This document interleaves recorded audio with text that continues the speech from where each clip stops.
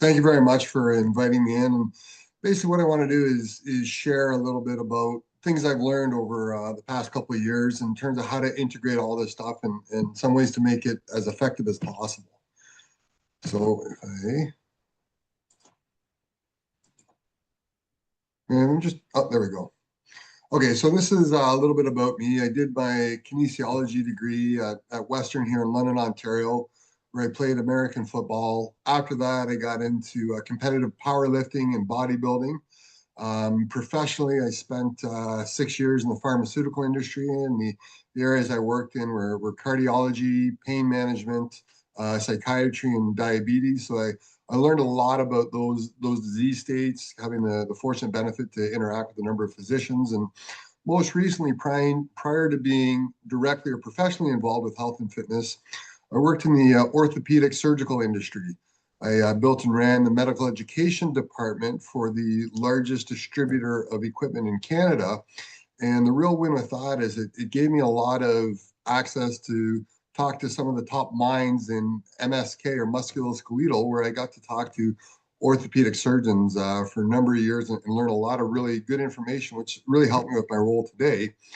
And the last 5 years, I co-own a health and fitness facility called the Rep Room, which is what I've been doing. And then the other piece I put on here about myself, and just trying to get it in, there we are. I'm 48 years old and a proud father of three kids.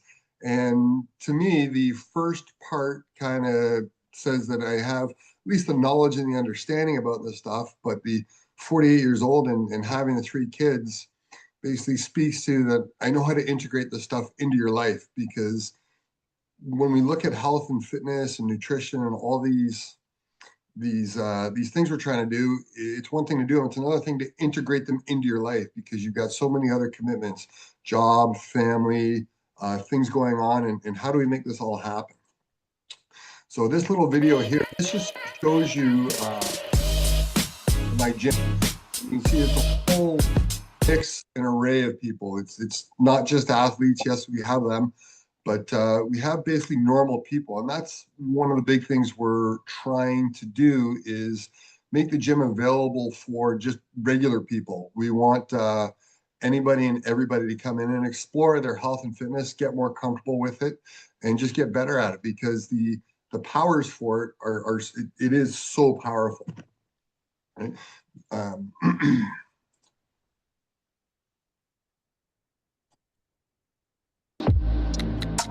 this is my bragging slide. This is my 11-year-old son, and you can see him performing his exercise. And this is my younger daughter. She's 15, and here she is working out. Then right after this, we'll have my older daughter. She's 17, and they all do the same stuff, right? They've all grown up doing this kind of stuff. And this last video here, that's my wife.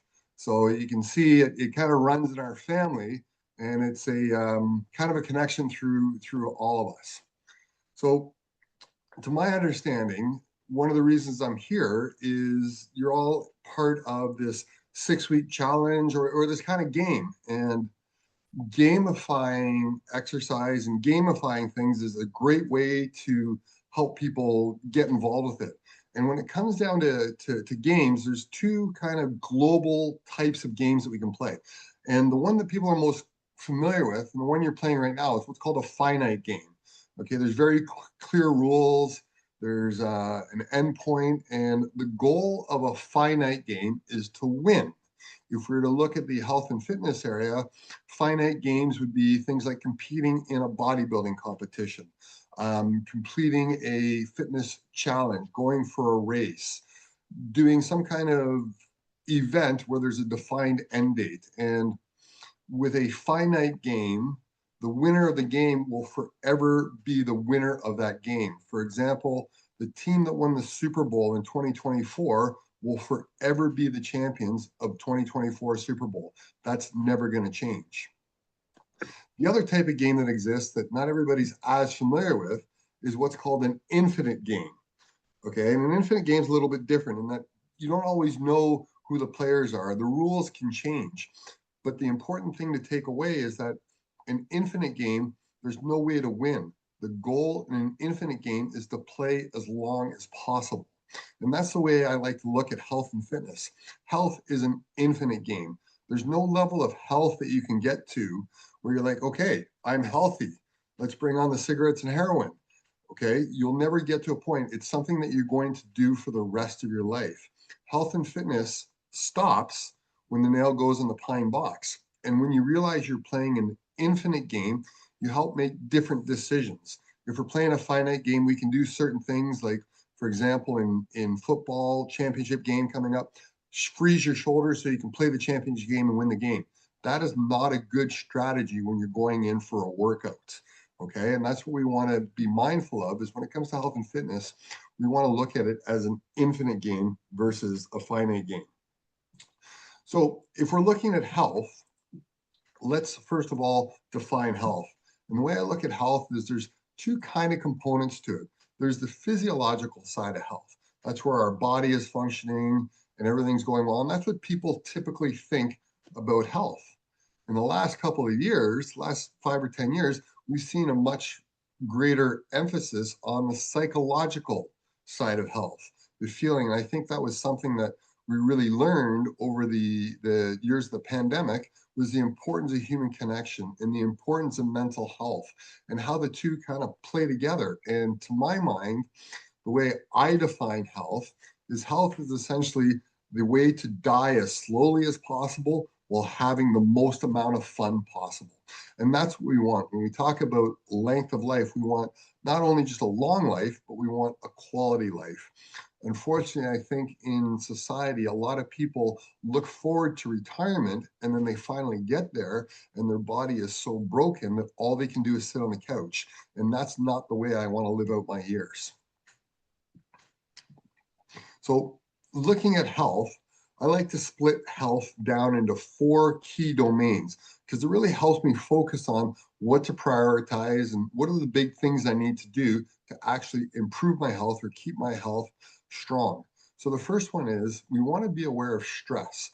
Stress is kind of a double-edged sword because as we're going to look at a little bit later, stress is what causes adaptation. Stress is a signal for growth, but too much stress can cause a whole lot of other problems and a lot of issues.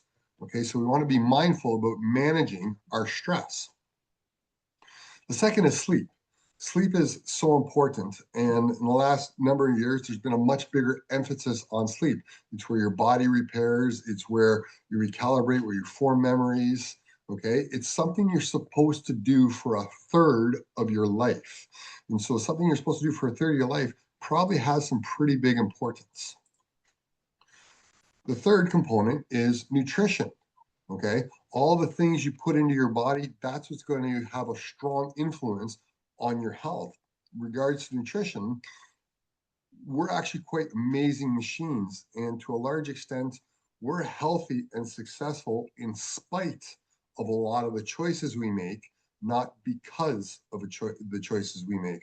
And so when we're looking at nutrition, one of the analogies I like to use is if you were going to build a house and you had all the lumber, all the drywall, all the bricks, but you didn't have any nails, you wouldn't be able to build the house. In contrast to everything else, nails seem like a small thing, but they're very, very important.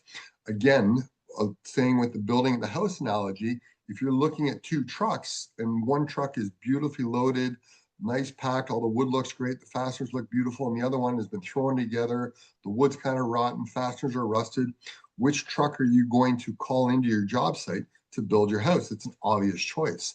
That's the same way that I encourage people to look at nutrition. And then the fourth domain, movement and exercise. Okay, and I purposely differentiate movement from exercise, and we'll talk about that a little bit more later. But this is the signal that helps keep our body functioning and healthy. And the key when we're looking at all 4 of these domains is to recognize that they all influence each other. Okay. So it's important to understand that when you're trying to get healthy, maybe it's not more exercise you need. Maybe we need to manage stress a little bit better. Maybe we need to put some effort into sleeping a little bit better. every time when people want to get healthy, they always focus on nutrition and exercise, and those are absolutely important, but we don't want to forget the important role that stress and sleep plays. So if we're looking at change with exercise and nutrition, we really have two kind of main variables, and this is the way I like to think about it. The first is strain, and this is the stimulus for growth. Okay, this is what causes or signals the adaptation to occur. Exercise is strain. Going to school and learning something is strain. It's creating a challenge. And then the second part of this is recovery, and that's when the adaptation happens. And what's really important to understand is people don't overtrain, they under recover. And that's the limiting factor to all this. Okay. And again, when people start exercising, they're full of motivation, full of energy, full of enthusiasm. And the risk can become is that very quickly you can out train your capacity for recovery. That leads to you being sore, leads to you being frustrated. And the worst case scenario is being injured. Okay. Nothing will slow your progress faster than an injury. And so we want to be mindful in terms of how much strain we apply and how our recovery. So when we're looking at recovery, let's dive into that because that's always the limiting factor. So the way I like to think about recovery is there's four main factors. There's four key influences on our recovery. The first is stress management. The higher your stress in life, the harder it's going to be to recover. And it's important to accept that exercise is a stress. Okay. Learning is a stress, and we want to be mindful about the total stress load we have in our life because it doesn't matter where it comes from, whether it's physical, psychological, emotional, you have a sum total for stress. The second component is our sleep. Again, very important. This is where your body allows to has the time and the resources to begin to recover. When we exercise, we strain and we actually break down our tissues a little bit. If you go to the gym and do a hard resistance training workout, you're actually a little bit weaker leaving the gym than when you first walked in. But then we go through the recovery process. We get to sleep. We allow our body to repair that tissue, to begin to get stronger and allow it to progress a little bit further. The third component is our nutrition. Okay, nutrition is going to provide your body with all the materials that you need to recover. And that's the way I like to look at nutrition. It serves one of two purposes. It either provides the energy that you need to perform the exercise and the workout, or it provides your body with the materials you need to recover from the workouts. Okay, one of the things I like to tell people is I will not coach weight loss. Weight loss is a side effect of what we do overall.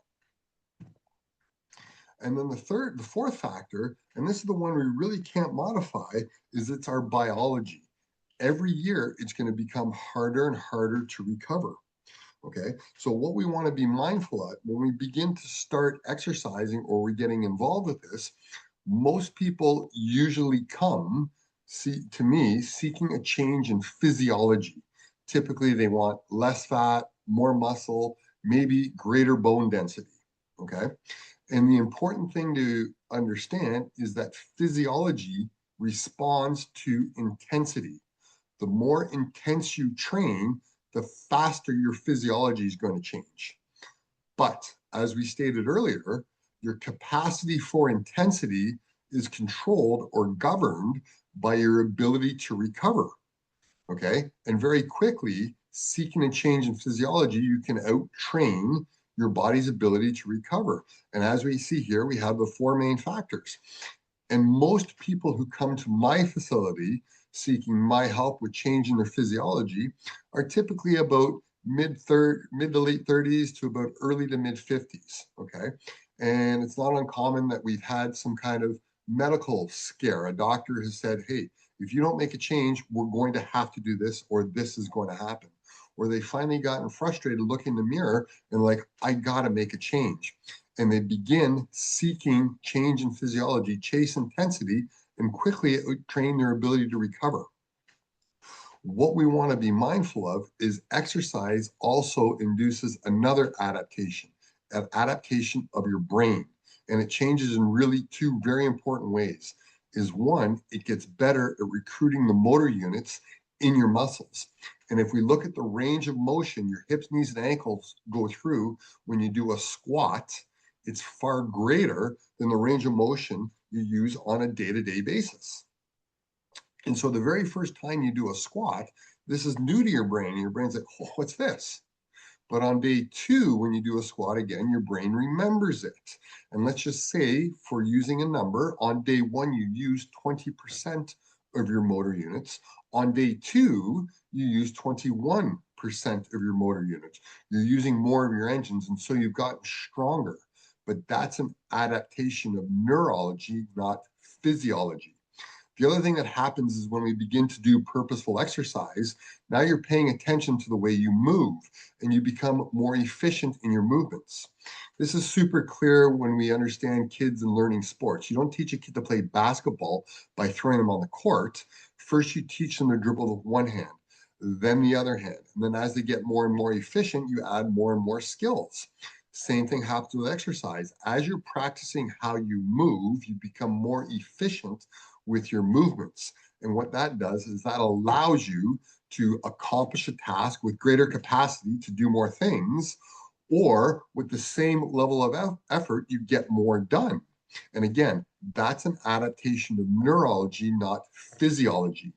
And the important thing to understand is that neurology responds to frequency, which is the exact opposite of intensity. Okay. So what we want to do, especially when we're starting, is bias frequency and training within our ability to recover. So let's take a little bit deeper look at these four factors, the three main factors of recovery that we can actually modify. So looking at stress. Stress is a natural response to all our challenges. And it's important to understand that whether it's physiological stress like exercise or psychological stress, a lot of times your physiological response is the same. I ask people, how do you react when you're really looking forward to something? What's the feelings you get in your body? Your heart rate goes up, breathing goes up. Maybe, you're going on a first date, you get that little butterfly feeling in your stomach. Maybe you get some sweaty palms. Now, how does your body react when you're dreading something?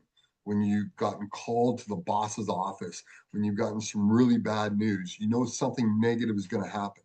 Well, your breathing goes up, your heart rate goes up, you get that little sick feeling in your stomach, you get sweaty palms. The physiology is pretty similar.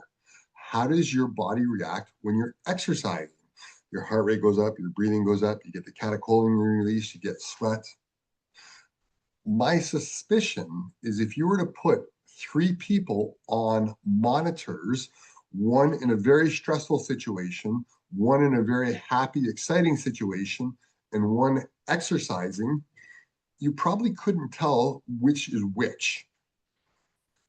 And one of the big benefits with exercise is it teaches your body how to deal with the physiology of stress. There's going to be times in life when you have no choice but to take on stress. And in those instances, it's my belief that people who exercise, they do better. So when we're looking at modifying things in our body for benefit, one of the challenges is an effort I put today probably won't benefit me for a couple of years down the road. So how do I know that I'm doing the right things today? I should keep on that. Well, when it comes to stress, one of the great ways to monitor your stress or manage your stress is something called HRV. And what HRV stands for is heart rate variability. And that's the variance of your heart rate. If your heart was to beat 60 times a minute, 60 BPM, it doesn't mean your heart beats every single second. It may be 0.9 seconds between beat one, beat two, maybe 1.25 seconds between beat two and beat three. That's heart rate variability. Now, your heart has its own natural rhythm. This is one of the reasons heart transplants work. You can take a heart of the human body and it will continue to beat. The reason it speeds up or slows down is through innervation. Okay, and you have two predominant nervous systems. You have your parasympathetic, which is your resting and recovery system, and your sympathetic nervous system, which is your fight or flight. When parasympathetic innervation hits your heart, it slows your heart rate. When sympathetic innervation attacks your heart, it raises your heart rate. And so your sympathetic system is your immune system. It's what deals with all the invaders, and it's what stops your body from getting injured. Okay. So when your sympathetic system has nothing better to do, it can focus on your heart, and it argues with your heart, with your parasympathetic. One makes it slow down, one makes it speed up, one slow down, one speed up. And that creates very high heart rate variability. When your sympathetic system is off dealing with something, it's fighting a virus, fighting an infection, it has no time to deal with your heart. And so all we have is parasympathetic innervation for our heart, and our heart rate variability drops. So this can be a reasonable subjective way to look at your heart rate, to look at the level of stress your body is under, okay? A lot of wearables track heart rate variability, Fitbits, Apple Watches, and this stuff is great. There's one way to measure your heart, and it usually uses an optic sensor, which actually looks at your blood flow flowing through your wrist. Right here, I wear an Aura ring. That's another wearable device. The other option would be wearing a chest strap. Now, chest straps are a little bit more accurate because they're actually picking up the electrical activity of your heart. But where HRV can be useful is either looking at your HRV first thing in the morning when you first wake up. It can give you a sense for how your recovery was, how your sleep was, or look at where your HRV is relative to your overall trend. If normally your HRV is around 30, 35, and it all of a sudden starts trending down, you may be coming down with something, you may be getting under stress. It may be the time to maybe back off the intensity of your exercise. If your HRV is going up, that's fantastic. We can also use it in terms of how to manage stress, okay? If we're doing some breathing exercises to try and lower our stress, you can sometimes watch your HRV actually increase as you're doing these breathing exercises, as you're meditating. And that takes us to our next slide, was how do we actually manage stress? Breathing techniques. A real common one is something called box breathing, where you just think about going around the four sides of the box. You breathe in for 4 seconds, hold for 4 seconds, breathe out for 4 seconds, hold for 4 seconds, and just continue to go around through that cycle for about 5 or 6 breaths. Okay, regular physical activity. Yes, your HRV is going to drop during the exercise because you're very sympathetic dominant, but in the time afterwards, as you're recovering your parasympathetic system, that will raise your HRV, lower your stress. Consistent sleep. Sleep is such a powerful tool. And when we say consistent, we're going to talk about sleep in a minute, but we're talking about keeping your bedtime consistent and keeping your sleeping environment consistent. Okay, limiting stimulants, especially in the afternoon. Coffee, stimulating activities, screen time, these can all help reduce stress. Social connection, feeling like you matter. And this is one of the things I really like about this challenge that your company is running, because it helps people connect in very different ways, and it strengthens that social connection. And then a big one is setting realistic goals. One of the roles as a health and fitness coach is for me to help people to understand the consequences for their actions. And when I say consequences, they're not always negative. If they get a good night's sleep, the consequence may be improved HRV, may be more energy for doing their workout. If they regularly exercise, the consequence may be feeling better, maybe having more energy. If they choose to have alcoholic drinks, the consequence may be disrupted sleep, okay? And when we're accepting things or going on to choose things, one of the hardest things in life is saying no, but one of the most important skills is saying no. Understanding what's important, what's to focus on, because we can't focus on everything. And if we say yes too often, that can really drive up our stress when we have just too much going on.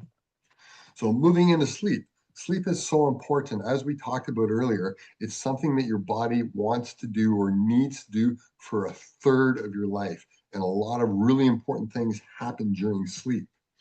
Okay. Sleep quality. Sleep quality is really hard to track, but we're talking about getting deep REM sleep and consistent sleep we want to aim for 7 to 9 hours. And that's the goal, keeping your sleep and wake times plus minus within a half hour, even on the weekends, because what that does is that helps keep your circadian rhythm. Your body is very, very rhythmic. And over time, it'll begin to learn, hey, now's the time we shut down and go to sleep. Hey, now's the time we get ready to wake up. Okay, tracking sleep. As we talked about tracking stress with HRV, we can track our sleep. The three aspects of sleep is our timing, our duration, and quality. Now, sleep quality is really difficult to track. Wearables don't really do a good job of it. You almost need medical grade equipment or have a sleep study done. Can be evident if you have sleep apnea or need some help. But tracking your sleep timing and your sleep duration, actually wearables are actually quite good for that, provided you wear them at night. So some things you can actually do to begin to optimize your sleeping habits is your sleep environment, number one. Okay, something we spend a third of our life doing.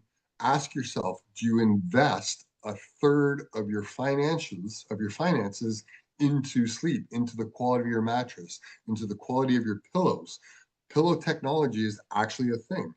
Into making sure your room is cool. Maybe that's a room or a window air conditioner.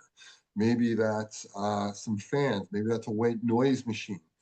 Investing time and effort into setting up a good quality sleep environment. The consistent schedule, setting a go to bed alarm, where at 9 o'clock that alarm goes off and you start getting ready for sleep versus watching one more episode or scrolling through one more post. Okay. And then, as we talked about, limiting all the stimulants, not only physiological stimulants like caffeine, but psychological stimulants. This can be something that you need to be mindful about exercise. Some people really struggle with going to sleep for a certain time after they exercise. So that may necessitate you adjusting your exercise, because remember, they're all going to influence each other. Excuse me. And a relaxing routine. This is sometimes a hot shower can be great, because one of the things your body does is it actually cools as you begin to sleep. And by having a hot shower or a hot bath, that can actually help initiate the cooling cycle. As your temperature begins to drop, your body recognizes it's time to go to sleep. So the third modifiable recovery component is nutrition. And we want to look at nutrition, as I said earlier, as providing the materials that our body needs for recovery. Okay. We can put the food we eat into two broad categories. The first is macronutrients. Macronutrients are called because we eat them in gram quantities. These are things like protein, carbohydrates, fats. Protein is our structural component. It's what makes every structure in your body. It's a big component of hormones. It's a big component of enzymes. It's really, really critical. Muscle protein is one of the small components of what dietary protein. Of the 100 grams, about 20% of protein actually makes it out into your blood. Most of it gets used by your liver for doing all kinds of things. Okay, carbohydrates, that's our energy source. Carbohydrates aren't bad, and we don't want to avoid them. They're actually quite useful. Same with sugar. Sugar has a role in your body. Fats are important. Fats make up a significant component of your nervous system. Your brain and your nerves are a significant component of fat. Every single cell in your body has what's called the phospholipid bilayer. It's a fat component. We don't want to be scared of fats. We want to make sure that we have enough fats to be able to function.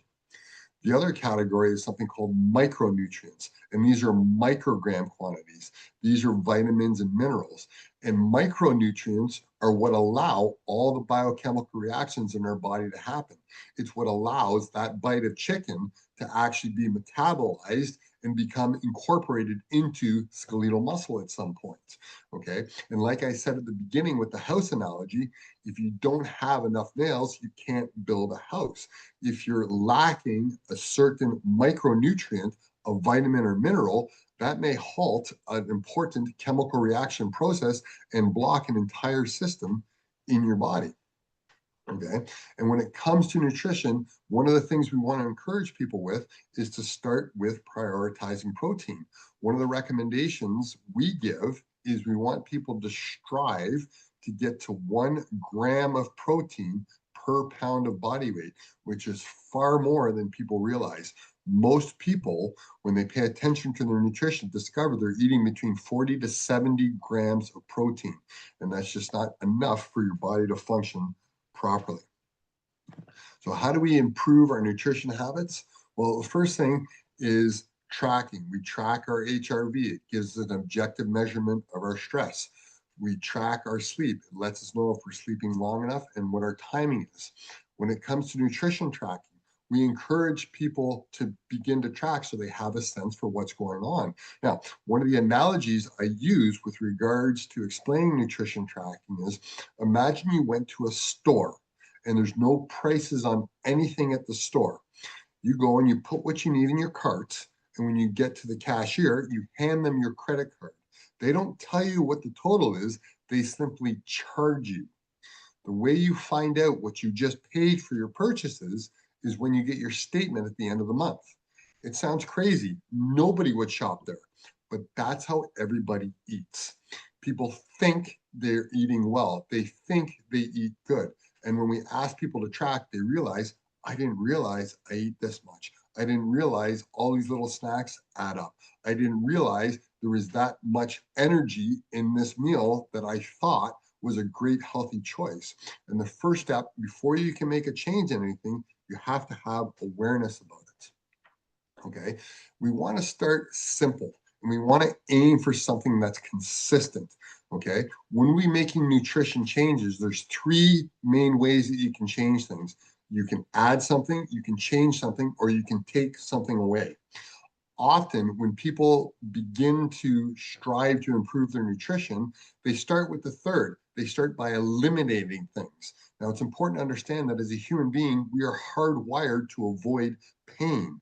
And this creates a big challenge because now what you're doing is you've eliminated something you really enjoyed and you look and nothing has really changed. So it can be really difficult to have the motivation to continue to eliminate that thing over and over again. That's why when we start with clients changing their nutrition, we start by adding something. And as I stated earlier, we usually try and add more protein. All I want you to do is eat 20 grams more protein a day. Once that becomes a habit, maybe we'll add a little bit more protein. Once that becomes a habit, maybe then we'll look at what are some things that maybe we can change. Can we go from sugar pop to diet pop? Can we go from diet pop to water versus an elimination? And then the third step, when we finally get to it, is elimination. And there may be some things to eliminate. And one of the most important things in with all of this, and this is why we're talking about this, is you want to personalize your approach. Okay. Nobody understands this incredible machine that you have better than you. You've lived with yourself the entire lifetime. And when it comes to dealing with somebody like me, dealing with a healthcare practitioner, whenever they provide a recommendation, the very next question out of your mouth should be, okay, understand why for me. Okay, because they can't explain the reasoning why. All they're simply doing is parroting something they've heard from somebody else. And once you understand the reasoning behind the recommendation, you can now take that in within the context of everything you know about your life and customize it in such a way that's most appropriate for you, which is going to lead to the greatest overall impact. Okay, so that's looking at the 3 main modifiable variables of our recovery. Now let's look at the other side, strain. So strain, exercise. The overarching principle is what's called the SAID principle, SAID, and it stands for specific adaptations to imposed demand.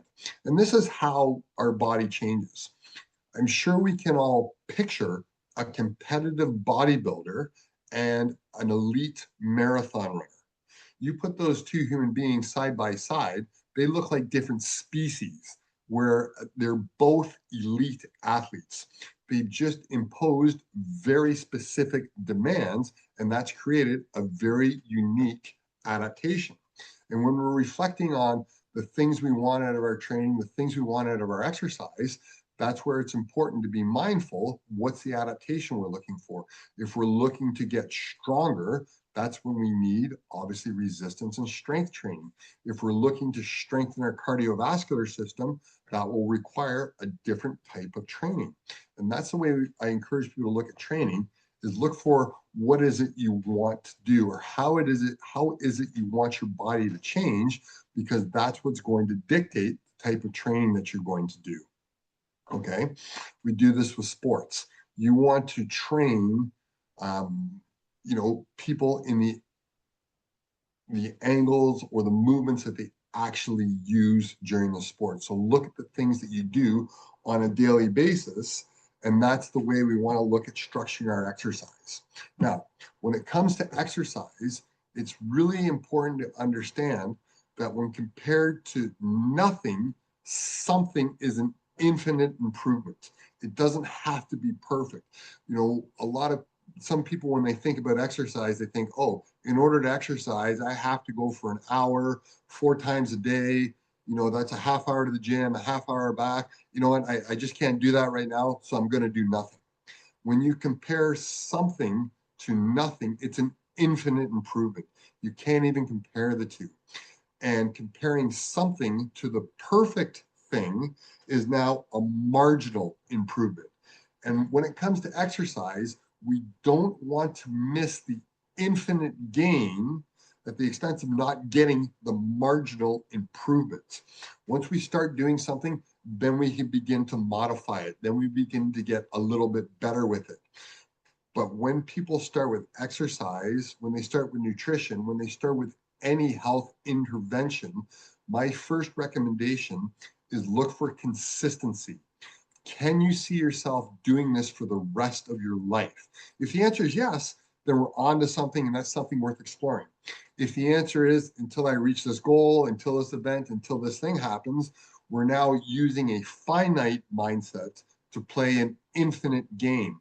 And unfortunately, that may get you temporarily, but it's going to lead to long-term consequences that maybe you don't fully appreciate, but it's only going to make it that much harder again in the future.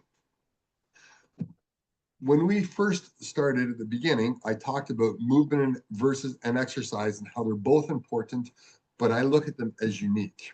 To me, movement is all the things you do on a daily basis. And one of the best ways to track movement is through step count, wearing a wearable. Walking is so powerful. Your step count is a good surrogate for how much you're moving during the day. I work as a health and fitness coach. I spend a lot of time coaching people in the gym. I average about 14 to 17,000 steps a day. That's normal. And it's not uncommon for me to break over 20,000. Okay.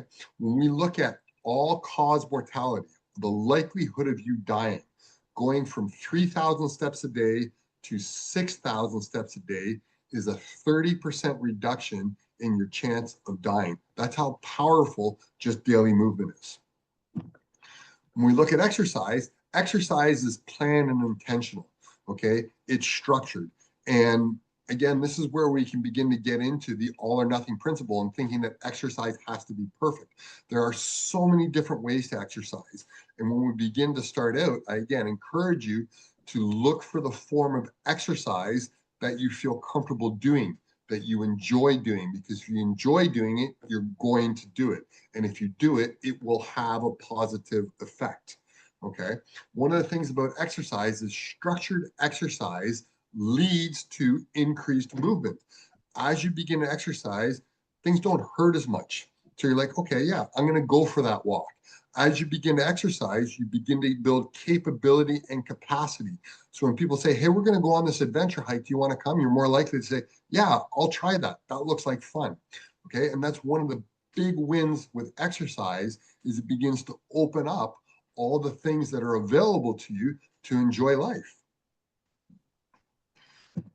Exercise can be super complicated, but what I want to try and do is break it down, because really, on the most basic level, the human body only does 6 things. Okay. The first thing it does is it stabilizes. And when I talk about stability, I'm talking about your core. Your core are all the muscles that run between your rib cage and your pelvis, okay? And they basically connect your upper and lower body. So that's why we train our core, and we train it predominantly isometrically, things like a plank, things like Pallof press, isometric hold, because we want to train the ability to take the force and power that the lower body produces, have that transmitted to the upper body to be imparted to the world to manipulate objects. And that's what your core does. It connects your upper and your lower body. On our lower body, we have two predominant patterns. One's your squat pattern, and that's where your hips go up and down. The opposite, or the other pattern, is called your hinge pattern, and that's where your hips go back and forth. Okay, it's how we pick things up off the ground. In the upper body, we either push, and we can either push ourselves away from something or push something away from us, or we pull. We either pull our body towards something or we pull an object towards us. Now, what's important to understand is whether you pull vertically, like a chin up or a pull up, or you pull horizontally, like a ring row, you only have one set of pulling muscles. They're the same. Okay, you have a mechanical advantage in the horizontal plane. That's why you're stronger, but pushing is pushing and pulling is pulling. The only other thing we do as a human being is we move to 3 dimensions. We move forward, back, left, right, up, and down. That's it. That's all the human body does, is those 6 things. Every single exercise can be broken down into one or a combination of those 6 things. And so when we look at structuring an exercise program, what we want to do is we want to look to create adaptation in those 6 movements. And there's 4 common adaptations that we can create. One, we can make ourselves stronger in those movements, okay? And as we talked about, strength is predominantly an adaptation of neurology. Your brain is getting better at controlling your muscles, okay? The other adaptation we can make is power. Power is a speed expression of strength, okay? Loss of power is the #1 predictor of age-related loss of independence. Once power gets below a certain point, you can't live independently. Power is what lets you get out of a chair. Power is what stops you from falling down the stairs when you're walking downstairs. Power, the 3 ways to train power are sprinting, throwing, and jumping. Now, after the age of 20, when did you last do any one of those 3? Okay, it's an important question to ask, because if this is your critical power, this is the power you have right now when you're young, and your power is going like this. But we don't have a lot of demand for power in our life, so we don't even recognize it. And the problem becomes late 60s, mid 70s, it goes like this. And below, once it goes down here, it's never coming back here. And once it dips down, you can't live independently. Okay. Third thing we can make these movements do is we can build endurance, okay, capacity, the ability to do repetitions over and over again, or the repetitions to be able to exert effort, recover, and repeat. Those are 2 different types of endurance, but they're both important. Sustained effort, exert effort, recover, repeat. And then the 4th one is hypertrophy, or muscle growth. We can make the muscles that produce these movements bigger. As you make the muscles bigger, your strength potential, your power potential increases, but we still need strength training and power training to teach our computer how to control this new tissue. So how do we get started with exercise?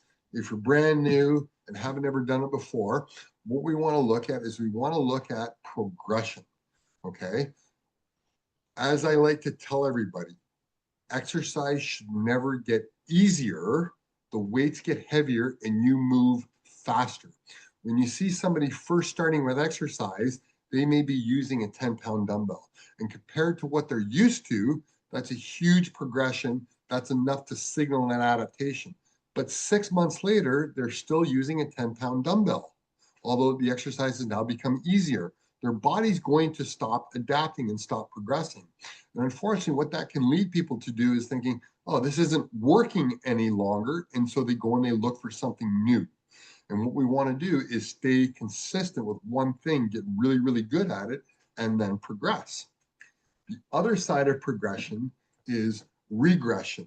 And this is a really important thing because if you train long enough, eventually things are going to get, not injured is not the right term, but we may get a little sore. I mean, I'm at 50 years old and my body doesn't respond to training the same way it did when I was 20. And so now sometimes I have to regress an exercise. I'm not going to squat if my knees are hurting. I'm not going to hinge if my back is hurting.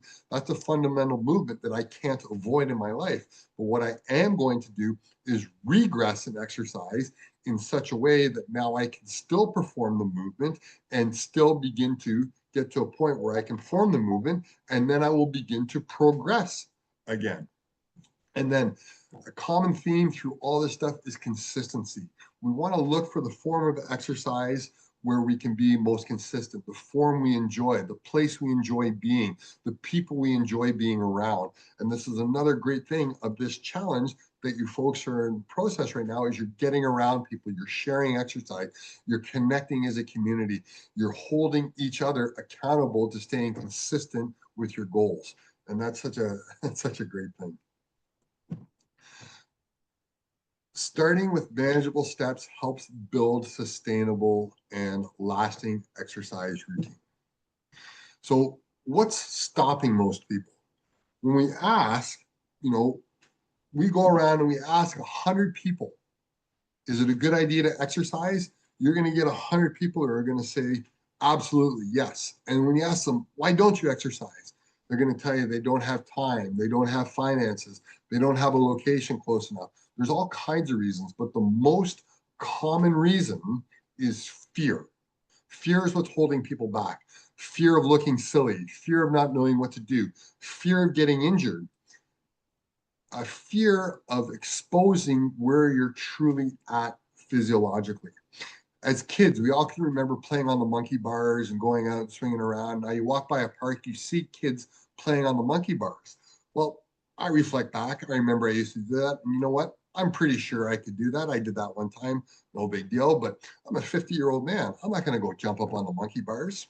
Well, when people come to my gym and we ask them to do a dead hang, just hang from the bar, and they realize they can't hold their body up there for 5 seconds, that is a very humbling and very real experience, which can be very difficult to accept because it's made your decline very, very real.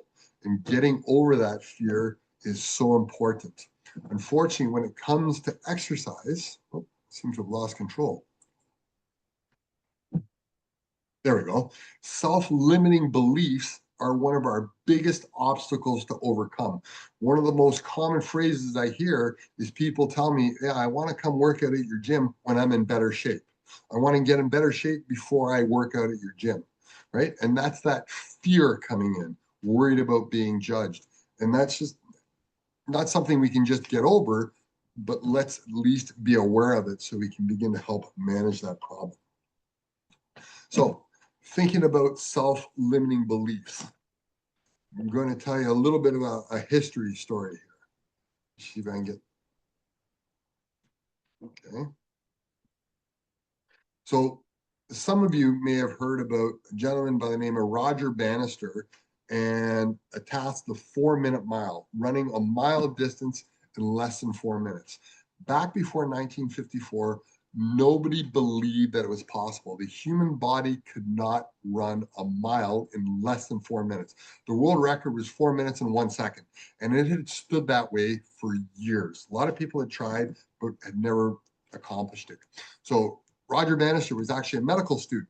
So he had some insight how to properly train for this, and he applied all his knowledge, trained well, and then in May 1964, he ran a mile in 3 minutes, 59.4 seconds. He broke the barrier. As soon as that happened, people began to break the barrier. It was only a couple months later, somebody else went under 4. The next year, multiple people went under 4. And now we look at, here we are 70 years later, and the current world record is 3 minutes and 43 seconds. So the whole purpose of that is showing what is actually possible. And that's one of the reasons that I encourage all of you to share your stories. As you're going through this challenge, share with other people what's going on, how you're managing the task. Help other people believe that it's possible, okay? So as Miriam has pointed out, we're almost out of time here, so I'm just going to summarize. Key 4 things I want you to take away, if you're going to take away anything else, is number 1, focus, lower your stress. Do anything you can to lower stress, share your ideas. Number 2, prioritize your sleep, aiming for sleeping 7 to 9 hours per night. From a nutrition perspective, start with protein, striving for 1 gram per pound of body weight. And the 4th one, exercise and move consistently. Exercise 180 minutes a week, which is 3 one-hour sessions, and striving for 10,000 steps a day.